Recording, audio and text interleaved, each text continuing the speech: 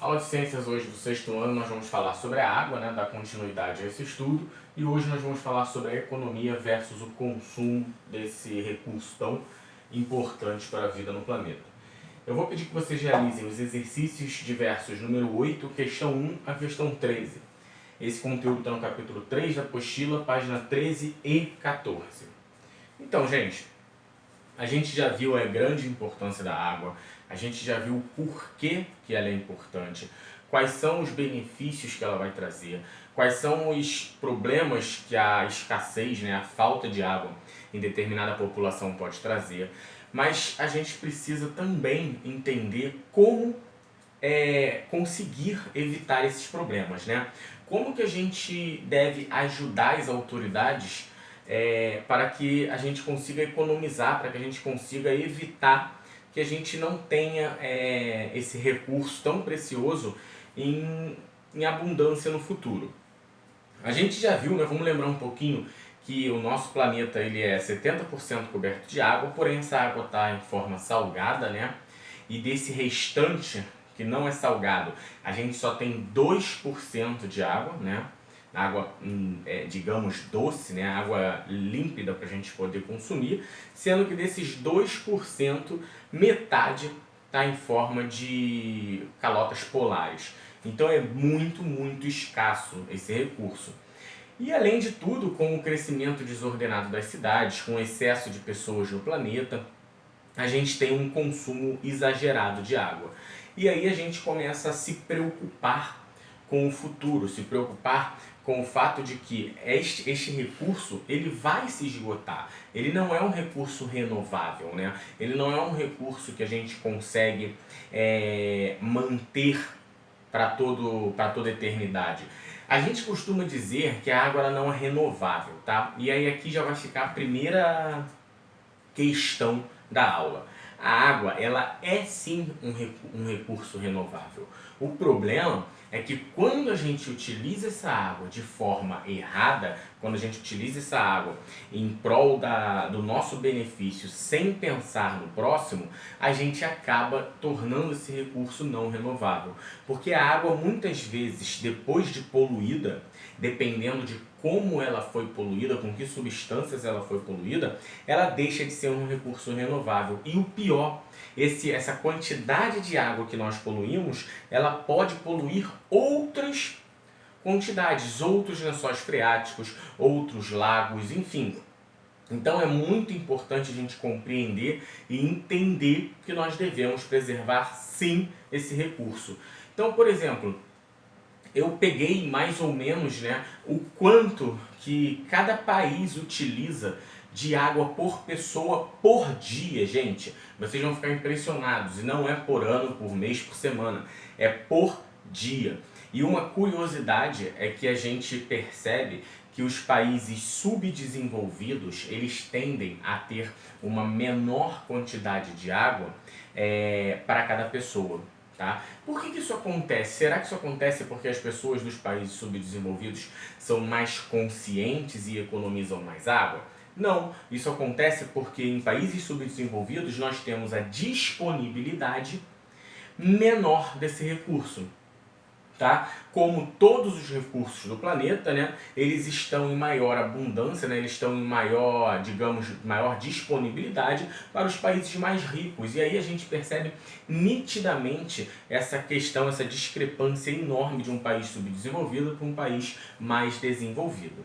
Porém, por outro lado, a gente também observa países bem desenvolvidos, países bem ricos, que tem uma quantidade de água utilizada por pessoa diária, digamos que bem inferior a outros países ricos. Ou seja, aí sim a gente entra numa questão de conscientização. Tá? Então vamos lá, vamos falar um por um e a gente vai debatendo isso.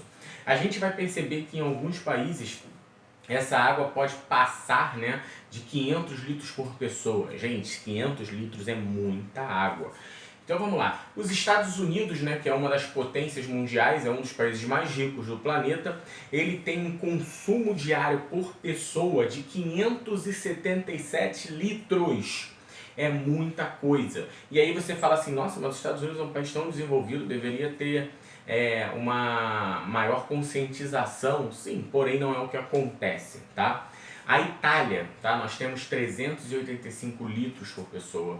O Brasil, tá? Que é o norte, aqui onde a gente vive, é de 185 litros. Olha que diferença enorme. Será que esses 185 litros por pessoa aqui no Brasil está associado a uma questão de conscientização? Não, não tá. Esses 185 litros por pessoa aqui no Brasil, ele está associado sim à pobreza, à falta desse recurso, tá? Não é falta, não é disponibilidade desse recurso, porque o Brasil é um dos países que mais água tem armazenada. O problema, quando eu digo falta desse recurso, é a falta desse recurso, digamos, já tratado, uma água potável para consumo, tá? E a gente não sabe muito bem que a gente não tem isso, ok? No México, 365 litros. A Alemanha, gente, olha que interessante, a Alemanha, que é um país extremamente rico, tem um consumo de 195 litros por pessoa. Ou seja, uma conscientização junto com uma escassez de água, porque a gente sabe que a Alemanha é um país que sofre, né, já há séculos com a escassez de água. Mas mesmo assim, ocorreu um trabalho de conscientização para que as pessoas economizassem água devido a essa escassez histórica de água na Alemanha. Outro país que chama bastante atenção é a China, que é um país literalmente rico, e eles têm um consumo diário de 85 litros por pessoa. E aí a gente entra naquela questão da disciplina asiática, né? Daquela questão da conscientização do povo asiático. E para finalizar, eu separei Gana e Etiópia. Etiópia tem a mesma quantidade que o Haiti, então eu botei Etiópia e Haiti junto. Gana, gente, é de 35 litros por pessoa. E Etiópia e Haiti é pior ainda, são de 15 litros por pessoa. Para vocês terem ideia, vocês têm noção do que é 15 litros? 15 litros, gente, é uma descarga que você dá na sua casa. Então você imagina o quanto essas pessoas, normalmente do continente, países muito pobres do continente africano, eles acabam tendo que se submeter. É uma quantidade de água muito, muito pequena, uma quantidade de água que está ligada diretamente à pobreza do país, o que leva, consequentemente, a doenças, enfim, a uma série de fatores maléficos à saúde humana, tá? Então a gente tem que entender que enquanto países muito ricos não se preocupam em economizar água e usam isso em abundância, outros países mais pobres que não têm esses recursos acabam sendo... Quando eu digo não tem, gente, às vezes até tem, mas só que os países ricos acabam pegando esse recurso para utilizar em prol deles, né? E aí deixa cada vez mais essa discrepância social entre os países, entre as pessoas, entre as populações, ok? E aí algumas coisas que nós podemos fazer para poder evitar, né, que a gente no futuro venha a ter essa falta desse recurso.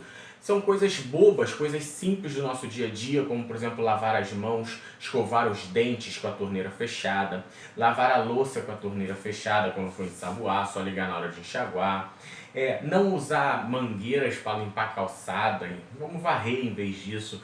Aí tem coisas mais... Passar o sabonete no corpo, shampoo durante o banho com a torneira fechada, e coisas um pouquinho mais, digamos, que dá um pouquinho mais de trabalho, mas que vale a pena, como reutilizar a água da máquina de lavar.